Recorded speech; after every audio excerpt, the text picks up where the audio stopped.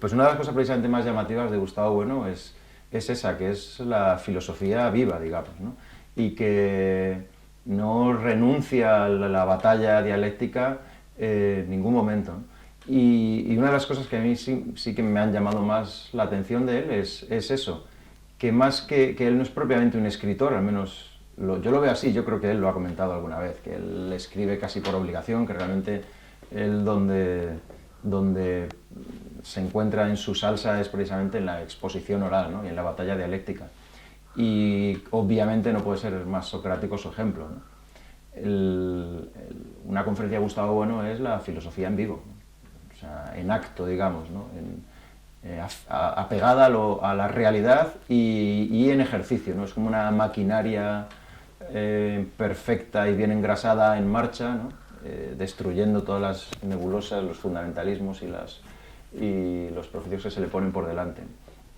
Y, y uno de los aspectos más llamativos también de su personalidad, al menos en las pocas ocasiones que yo he tratado con él personalmente, cuando yo fui a Oviedo a presentar mi trabajo, mi tesis doctoral sobre la enseñanza, al terminar mi exposición, pues claro, yo tuve que citar a personajes muy importantes, por ejemplo, de la enseñanza en la época del franquismo. Recuerdo en particular a Adolfo Maillo, que era un pedagogo de referencia, ¿no? En las primeras épocas del franquismo y los primeros planes de estudios.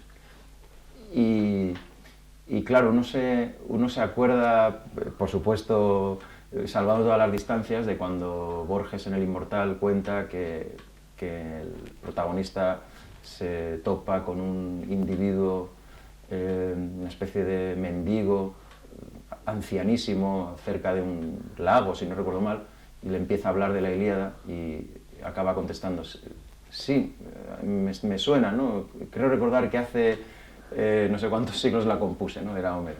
Pues cuando uno se encuentra con Gustavo Bueno hablándole de cosas que uno ha estudiado, Gustavo Bueno le contesta porque las ha vivido, ¿no? Gustavo Bueno había conocido a buena parte de esos personajes de los que yo le estaba hablando por puro trabajo académico, y él los había conocido y, por supuesto, haciendo alarde de una memoria, en fin, casi inagotable.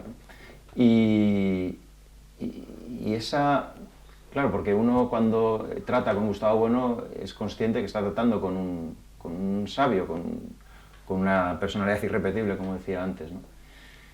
Y sin embargo, en la conversación, digamos, personal y cotidiana, pues no puede ser más cercano, no puede ser una persona más sencilla, lo cual no deja de ser síntoma de inteligencia, por supuesto. Y a mí esto no tiene que ver ya tanto con un trato personal, pero desde luego me impactó tanto la frase, me pareció que condensaba también tantas cosas, que la incluí en mi libro El profesor en la trinchera, porque era de una lucidez que no pude resistirme a dejar de citarla, ¿no? Es una frase que él incluía en un artículo acerca de las manifestaciones del no a la guerra en su momento, ¿no? Y que además también yo creo que refleja bastante bien su personalidad. Y la frase, dicha así, de manera tan aparentemente neutra, objetiva y fría, sin embargo tiene una carga de profundidad tremenda, ¿no? La frase es la siguiente: un conjunto distributivo de 100 sabios puede convertirse al mismo tiempo en un conjunto atributivo de un único idiota. Y esa es una frase que condensa bastante bien no solo su personalidad, su obra y, desde luego, su aplicación práctica, ¿no? Bueno, de hecho, las primeras escuelas griegas eran privadas, es decir, eran ajenas al entramado institucional o burocrático del Estado, ¿no? Tanto la escuela de Mileto como los pitagóricos, incluso la propia academia platónica, ¿no? Por eso, cuando se compara la academia platónica con la universidad, pues yo creo que hay un error de enfoque. La academia platónica nace recortada o incluso contra unas instituciones estatales o burocráticas y administrativas, como sucede hoy día con la Fundación Gustavo Bueno. Por supuesto que en la universidad, de manera más o menos excepcional, hay profesores o grupos de profesores incluso que de algún modo intenten desarrollar la misma actividad que estaría, digamos, como inspiración en la academia platónica. pero el problema es digamos, es la estructura, es el entramado administrativo y burocrático que hace que eso, en el mejor de los casos, sea excepcional. De ahí la necesidad de una institución privada, o al menos en el sentido de que no está, ¿cómo decir?, copada, ¿no?, por la deriva burocrática que es característica en las universidades españolas, como es en este caso la Fundación Gustavo Bueno. Es una institución que está al margen, del peso burocrático y administrativo que padecen las universidades hoy día, ¿no? Entonces, claro, como sucedía en las escuelas griegas, también la Fundación Gustavo Bueno, como una escuela ajena, al menos en parte, al Estado, pues se soporta sobre un sistema, ¿no? Es un sistema filosófico fuerte y que permite además aplicar o ser aplicado a los aspectos más variados de la realidad y de las distintas disciplinas teóricas, ¿no? El sistema del materialismo filosófico permite eso, permite unas coordenadas muy rigurosas que establecen criterios de análisis en el campo de la ciencia, de la antropología, de la enseñanza, como decimos, en fin, del deporte, de la televisión, de los aspectos más variados de la realidad. La presencia de Gustavo Bueno en la universidad era más bien una anomalía.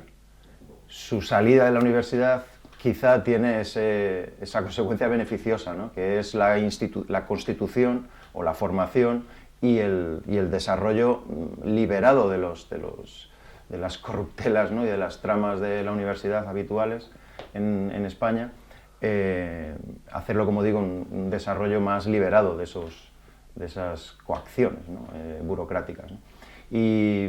Y como muy bien dices tú, precisamente eso permite además desarrollar el sistema filosófico Gustavo Bueno en distintos campos, que eso se plasma o se objetiva en instituciones concretas como distintas publicaciones, en fin, organismos que desarrollan y organizan actividades de muy diverso tipo y sobre todo siempre con el objetivo de, yo creo, ¿no?, que seguramente sea el más importante, ¿no?, de dar instrumentos y armas dialécticas y conceptuales para enfrentarse no ya a la realidad, que por supuesto, sino sobre todo a la imagen o al discurso que en fin, prolifera, ¿no?, que es el de una mentalidad hegemónica que se basa en confusiones, en nebulosas, en prejuicios, que conviene desatar, ¿no?, que conviene desmenuzar con el arsenal conceptual que proporciona un sistema tan potente como es el de Gustavo Bueno.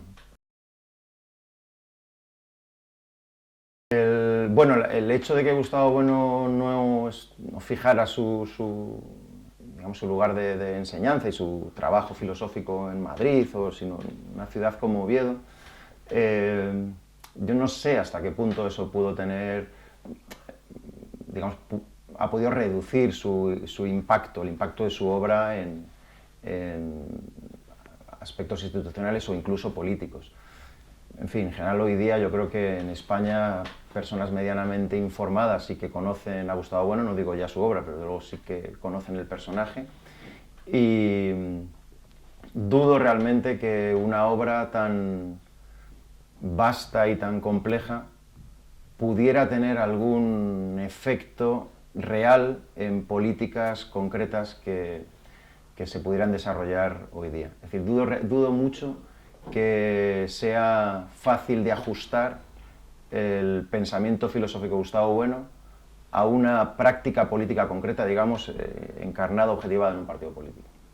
Con lo cual, no creo que hubiera habido demasiada diferencia por el hecho de que Gustavo Bueno se quedara, por ejemplo, en Madrid, y que pudiera tener relación con círculos políticos, porque yo creo que no sería asumible por ninguna ideología política real hoy día los principios de Gustavo Bueno.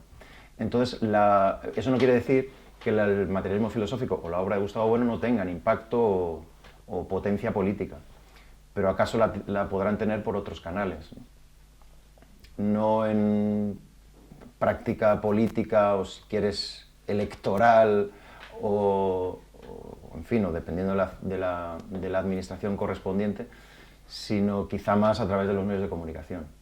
Y ahí sí Gustavo Bueno nunca renunciado a estar presente en los medios de comunicación, incluso en los que aparentemente para la intelectualidad más chic y más selecta, pues fueran indignos como la televisión, ¿no?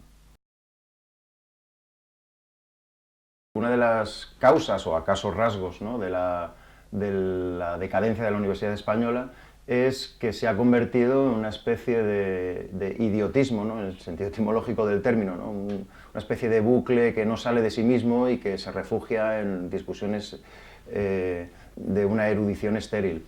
Por supuesto que la erudición es necesaria y desde luego si hay alguien erudito en este país, pues es Gustavo Bueno. Pero esa erudición queda completamente neutralizada o desactivada si no se aplica a los problemas con los que tiene que enfrentarse el ciudadano, digamos, medio, precisamente una sociedad de masas.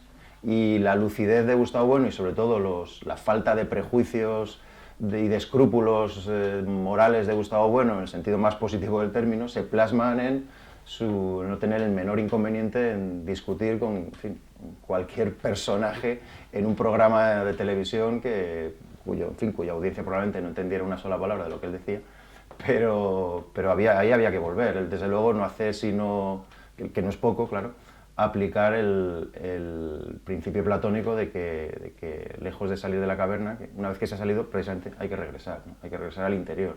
Y lo que hace Gustavo Bueno a diario, y ese es el verdadero trabajo del filósofo, es decir, decir filósofo, es decir platónico, pues es el volver a la caverna, al interior de la caverna. Ir a la primera temporada de Gran Hermano o a programas de este tipo, pues era literalmente volver a la caverna, ¿no? Y señalar, estos son sombras, la luz está en otro lado, ¿no? La presencia de la obra de Gustavo Bueno en los medios de comunicación, o su relación con los medios, yo la conozco también de manera un poco tardía, digamos, ¿no?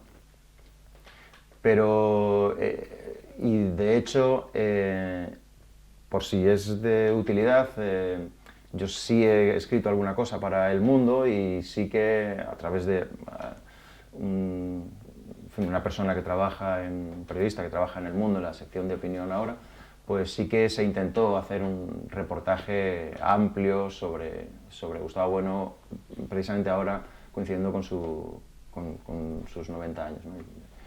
Y realmente no es sencillo, y yo no creo que sea solo por una cuestión, digamos, de censura o nada por el estilo. El problema de los medios de comunicación hoy día es que son algo así como un residuo arqueológico que sigue en pie, pero que realmente nadie toma en cuenta. Entonces, un redactor o un jefe o responsable de cultura o de opinión en un gran periódico probablemente ni él mismo entienda lo que escribe Gustavo Bueno, y entonces no tiene el menor interés en que una larga entrevista o un largo reportaje o una tribuna de Gustavo Bueno salga en su periódico. El hecho de que salga tampoco será realmente muy perjudicial para él, o él no lo verá como tal. Por eso digo que no es realmente tanto censura como que una obra como la de Gustavo Bueno se da en otra, ¿cómo decir?, en otra onda diferente, ¿no?, en otra escala que la de los medios de comunicación hoy día. Y por eso, si bien en otra época, desde luego, en el país, seguramente ya por pura tradición se mantenga, ¿no?, a Gustavo Bueno ni se le menciona, como no se menciona, por supuesto, a Gabriel Albiac, personas de este tipo. En otros medios de comunicación, que sí que se le puede mencionar o tener acogida, pero sin embargo yo creo que en el fondo tiene poco impacto, ¿no? Poco impacto, digamos, en el lector medio, ¿no? Hombre, la presencia y la influencia del materialismo filosófico, digamos, en la sociedad española, por hablar en términos muy genéricos, yo creo que depende de digamos, de su exposición en los medios de comunicación, también en las redes sociales, pero claro, entiendo que las redes sociales son una especie de océano en el que cabe todo, y la posibilidad de influir, pues se reduce también exponencialmente. Por supuesto que hay que estar en ellas, digamos, si se quiere hacer llegar un determinado discurso. Y yo creo que en ese sentido el círculo que rodea a Gustavo Bueno sí que está intentando, está haciendo un trabajo que merece la pena ser considerado. No sé si es pertinente plantear la duda, pero yo sí tengo la duda de qué pasará cuando falte realmente Gustavo Bueno. Por supuesto, tengo confianza en que se seguirán haciendo bien las cosas en ese sentido y que Nódulo Materialista, el Catoblepas, la Fundación, etcétera, seguirán llevando a cabo ese trabajo, pero sí que me cabe la incógnita, ¿no? Sí que me entra la duda de si con la ausencia en fin, de Gustavo Bueno como inspiración, ¿no? ¿Cómo decir? Como cabeza visible y objetiva del materialismo filosófico, si no perderá fuerza. Desde luego, en la medida de lo que podamos, y yo que me considero una especie de outsider, digamos, es decir, que no soy un conocedor del materialismo filosófico, pero como ya te he comentado, sí que hay aspectos que me parecen esenciales, y desde luego la figura de Gustavo Bueno es irrepetible, pues en fin, se hará lo que se pueda, desde luego, pero bueno, me cabe la duda, no soy tan optimista como quizá debería o sería deseable. Para mí fue muy revelador precisamente. Bueno, el libro para mí de cabecera de Gustavo Bueno, al menos para mi trabajo diario, es el de la metafísica presocrática, que es un trabajo, es una obra que da unas claves potentísimas para, digamos, ofrecer o arrojar luz o abrir un enfoque mucho más amplio y preciso con respecto a la tradición griega de la que la filosofía occidental se alimenta, ¿no? Pero claro, vinculado precisamente con eso, su crítica a la idea misma de cultura es uno de los aspectos no solo más potentes de su filosofía, sino creo que más apegados a la realidad.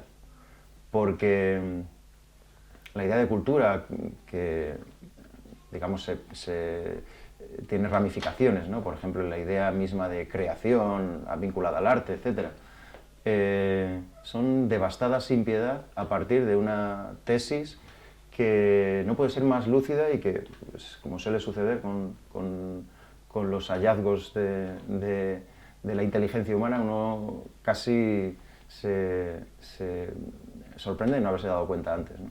La sustitución de la idea de cultura, reemplazando la idea de gracia, es tan certero y te permite entender tantas cosas del mundo de la cultura, dicho así, en general, que es, como digo, es de una fuerza dialéctica incomparable, ¿no? En el caso de mi trabajo en particular, lo que llamaríamos, que realmente no sé si Gustavo Bueno ha utilizado esta fórmula, pero de luego si se puede utilizar es debido a su sistema, es el fundamentalismo pedagógico. Buena parte de mis textos y desde luego de mi trabajo diario en el instituto es luchar contra el fundamentalismo pedagógico. Es decir, esa idea de que por cierto, es una especie de reproducción a escala de esa sustitución de la cultura por la gracia divina. En el caso de la enseñanza, la voluntad o la espontaneidad libre del niño ha venido a sustituir el alma cristiana que es la que había que salvar en el proceso de la enseñanza, claro. Entonces, como digo, esos fundamentalismos quedan completamente en ridículo, ¿no? ante el trabajo analítico y crítico de Gustavo Bueno. Y un aspecto también de gran importancia, ¿no? Y que tiene que ver directamente con aspectos cotidianos de nuestra vida en sociedad, pues es en efecto el fundamentalismo democrático. Yo en algún momento, más que por precisar o corregir, desde luego, sino más bien para entenderlo yo, He hablado de idealismo democrático, pero más allá de las diferencias terminológicas, yo creo que en el fondo los principios son los mismos, ¿no? El ánimo de batalla dialéctica es el mismo. Es esta idea de que la democracia pues, ha venido a reemplazar también, en fin, la cristiandad, claro. El que es demócrata es el cristiano viejo, ¿verdad? Y por el simple hecho de la invocación a determinados vocablos, no solo de democracia, sino por supuesto solidaridad, tolerancia, etcétera, pues uno está ya investido de un aura que es intocable, ¿no? Y el trabajo de Gustavo Bueno en sus críticas al fundamentalismo democrático o idealismo democrático, precisamente con las armas del materialismo filosófico, pues son tan potentes como desde luego incómodas en las coordenadas de un sistema que, por mucho que ahora al estar entrando en crisis, ¿no?, estén aflorando toda la basura subterránea o escondida, pues esa basura se intenta contener precisamente con esta ideología y la retórica correspondiente, que es la que Gustavo Bueno precisamente trata de atacar. El diagnóstico de Gustavo Bueno en ese sentido es bastante acertado y no es sorprendente, por lo tanto, que haya ido anticipando algunas de las derivas que ha ido tomando la sociedad española. Al fin y al cabo, el idealismo o los fundamentalismos funcionan, pero claro, funcionan por supuesto, en la vida, digamos, real, cotidiana y diaria, y a medio o corto plazo. Pero luego si se pierde de vista lo que realmente está sucediendo ahí, para lo cual cuya visión nos puede ayudar el materialismo filosófico de Gustavo Bueno, o una visión materialista, desde luego no nihilista, no escéptica, no relativista o no idealista. Como digo, si se pierde de vista ese enfoque, pues se pierde de vista las consecuencias que de ahí se pueden derivar. El paroxismo al cual se ha llegado con este relativismo y fundamentalismo democrático, pues se está viendo en casos tan concretos y desde luego tan sangrantes como lo sucedido la semana pasada en París. Engañarse con respecto a la verdadera realidad que supone el terrorismo yihadista o incluso el Islam, pues puede ser muy consolador, muy cómodo, pero desde luego es catastrófico a medio o largo plazo. Entonces, lo que precisamente yo creo que nos permite ver algunos de los postulados de Gustavo Bueno es esto, es que el fundamentalismo democrático y otros idealismos, basados, como digo, en el relativismo, en el multiculturalismo, por ejemplo, nos acaban conduciendo a la catástrofe, y no solo ya España, sino Europa, pues parece ser poco más que una especie de decorado en cuyos, ¿cómo decir?, ¿no?, lo que realmente parece ser Europa es la literatura, el arte, pero eso pertenece al pasado, y el Parlamento Europeo, los burócratas de Bruselas, pero más allá de eso, Europa pues es como si se estuviera rindiendo, y en buena medida esa decadencia de Europa como realidad política, por supuesto política, en fin, literaria, histórica, pues eso se puede ver en los síntomas que podemos detectar o diagnosticar por medio del idealismo democrático. El idealismo democrático es como la plasmación de esa rendición, es el olvido o el rechazo a querer ver una realidad que es mucho más cruda de lo que parece, y con respecto a la cual, claro, hay que tomar medidas que también son desagradables. El idealismo nos exime de eso, pero claro, nos conduce al abismo. Los enemigos de Gustavo Bueno desde el punto de vista político. Yo tengo la impresión de que Gustavo Bueno no se ajusta bien a ninguna etiqueta, como es natural. Eso yo creo que es síntoma de inteligencia superior, ¿no? Porque incluso personas muy, muy inteligentes y con muchos estudios y mucha formación, y una sólida formación y de gran inteligencia, como digo, acaban recurriendo al refugio de las etiquetas, ¿no? Y yo creo que Gustavo Bueno está a salvo de eso.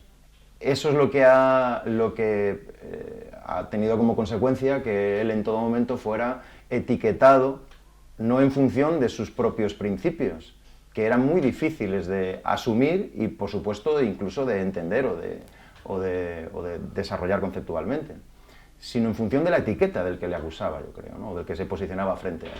Entonces, obviamente, Gustavo Bueno es incómodo para la socialdemocracia, como es natural, porque la socialdemocracia, que es casi una tendencia, ¿no?, ideológica que está presente no solo en los partidos que etiquetaríamos como socialdemócratas, sino como muchos otros, ¿no?, es bastante transversal en algunos de sus principios, pues obviamente la socialdemocracia ha encontrado en Gustavo Bueno un martillo, vamos, un martillo de herejes, ¿no?, una confrontación dialéctica directa y muy clara, ¿no?, y muy potente, ¿no?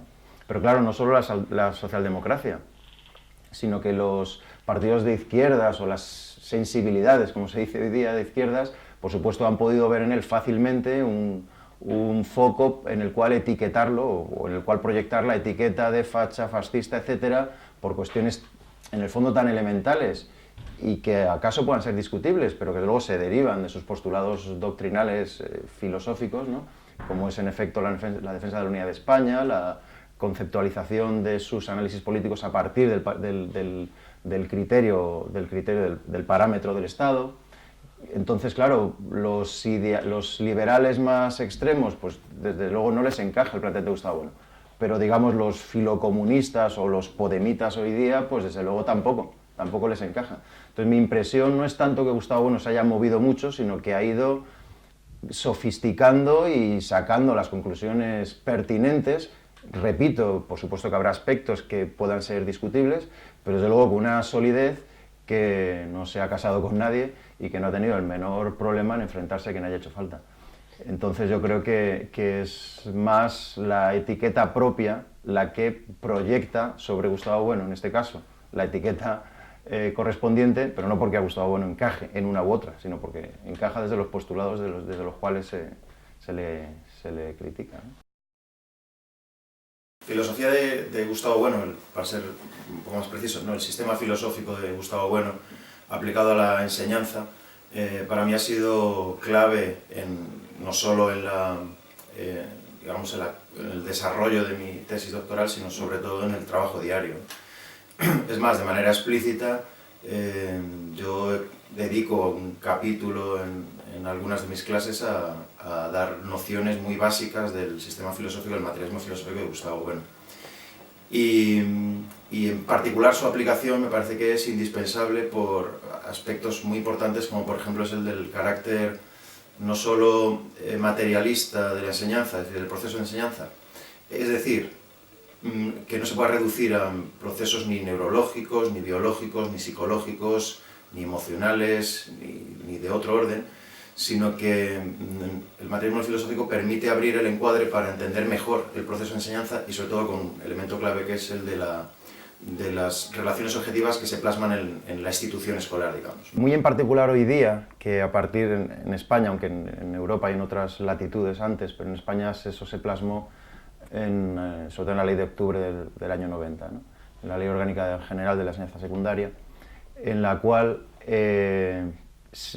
digamos que esa ley viene a culminar un proceso por medio del cual la enseñanza se reduce casi hasta sus elementos más, o sea, sus extremos más grotescos incluso, ¿no?, aspectos básicamente psicológicos, ¿no? Entonces, digamos que la LOCSE era una especie de paradigma en la enseñanza en el cual todo relativismo, todo escepticismo y todo psicologismo pues campaba a sus anchas, ¿no?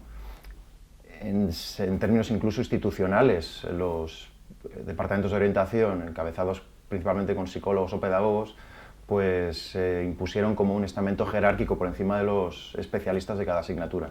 Y estoy hablando tanto de primaria como sobre todo en secundaria, ¿no?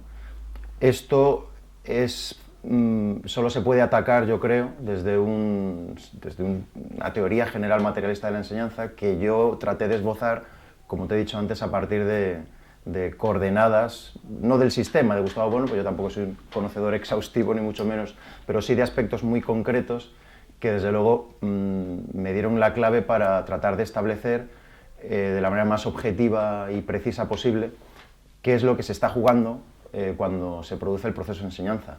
No a título únicamente individual, porque evidentemente esto es pura metafísica, sino según unas condiciones objetivas que la institución pone y cuyo modelo está en la Academia Platónica, en esbozo, y que hoy día es precisamente más necesario que nunca, ¿no? Y de hecho digamos, el trabajo diario de Gustavo Bueno, incluso la Fundación Gustavo Bueno, viene a ser como esa academia platónica que hoy día, pues como digo, es mucho más importante, ¿no?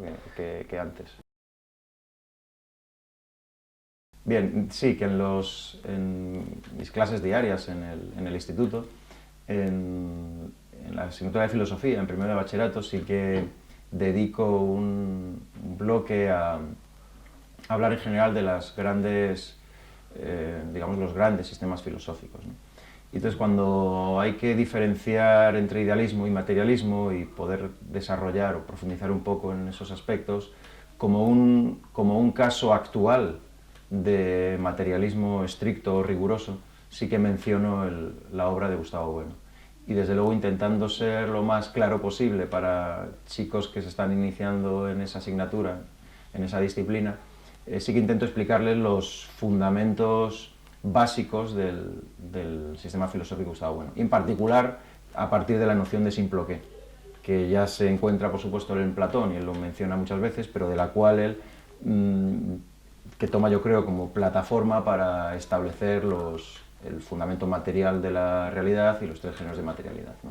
Y esos aspectos, de manera muy, muy elemental, sí que los abordo en clase, porque me parecería no solo estúpido, sino casi hasta criminal hurtarles, dado que yo puedo ofrecerles esa vía, hurtarles a jóvenes que están estudiando filosofía y acaso estudien una carrera universitaria que no tiene por qué ser necesariamente filosofía, que desde luego casi ninguno lo hace, hurtarles la posibilidad de conocer un sistema filosófico tan potente, tan actual y con tanta implantación práctica y real como es el de Gustavo Bueno. Sería un delito en fin, de lesa humanidad, ¿verdad? Yo lo planteo, lógicamente, en primero de bachillerato, ¿no? En la asignatura de segundo de bachillerato es historia de la filosofía, y con lo vastísimo que es el programa, lo cortísimo que se hace el curso y la prueba de selectividad, al menos hasta este curso, que sigue vigente, pues es inviable, ¿no? Pero en primero de bachillerato sí,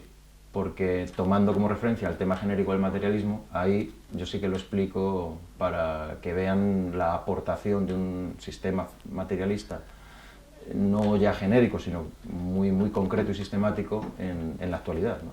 Y con un personaje que está vivo. Entonces, yo para mis clases sí que utilizo una web que yo he desarrollado desde hace bastante tiempo con distintos materiales, y uno de los que yo me apropio directamente de manera explícita y utilizo en las clases, pues son conferencias, o mucho más práctico en mi caso son las teselas de Gustavo Bueno.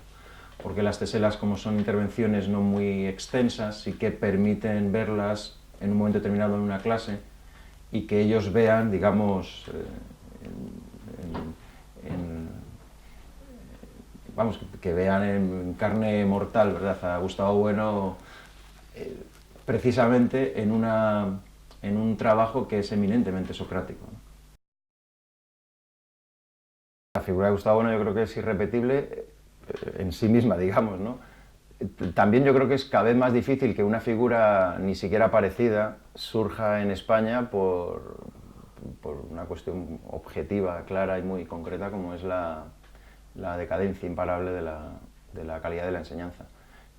No porque, por supuesto, las nuevas generaciones sean más o menos, tengan más o menos capacidades, sino que porque no se les dan los medios. Es decir, que una persona como Gustavo Bueno, incluso de generaciones posteriores, eran personas que tenían que superar un bachillerato de una enorme exigencia, con un conocimiento, por ejemplo, de la historia de España, que es muy difícil que alumnos de secundaria, bachillerato e incluso universidad tengan, con una formación filosófica, por supuesto, con griego y latín. Son cosas que hoy día son inviables, ¿no? Entonces yo creo que es cada vez más difícil que salga una figura de esa magnitud. Gustavo Bueno un conocimiento profundísimo de la tradición filosófica, porque incluso, en fin, sabios que hay en este país son sabios y expertos por ejemplo, en una época o en una rama del saber filosófico. Gustavo Bueno parece que los domina absolutamente todos, ¿no? Y esa erudición, además, puesta en marcha, digamos, ¿no? Es como un motor imparable que es capaz de utilizar ese bagaje intelectual, histórico, bibliográfico, etcétera, no simplemente como una exposición o un alarde, sino precisamente para ponerlo en marcha y arrasar con todas las, en fin, con las ideologías, las confusiones, en fin, con este mare magnum completamente vacuo y casi obsceno desde el punto de vista teórico que predomina la mentalidad intelectual, la mentalidad, digamos, hegemónica en nuestras sociedades, ¿no? Y alguien que además no tiene ningún inconveniente en ir siempre a la contra de lo que se supone uno debe decir en determinados ámbitos, eso no es tan frecuente, ni siquiera en círculos intelectuales o académicos de mucho nivel, ¿no? Y por eso digo que la figura de Gustavo Bueno, su obra principalmente, que es lo que, más allá de las relaciones personales, es lo que nos interesa como filósofos, como profesores, etcétera, pues es en ese sentido absolutamente irrepetible. Y desde el punto de vista más estrictamente académico, haber sido capaz de construir un sistema filosófico que, como he dicho antes, permite abarcar ámbitos de la realidad tan diversos, tan heterogéneos, eso es algo que tampoco es frecuente, ni siquiera, en fin, ni siquiera en clásicos consagrados de la filosofía o de otras ramas del saber, ¿no?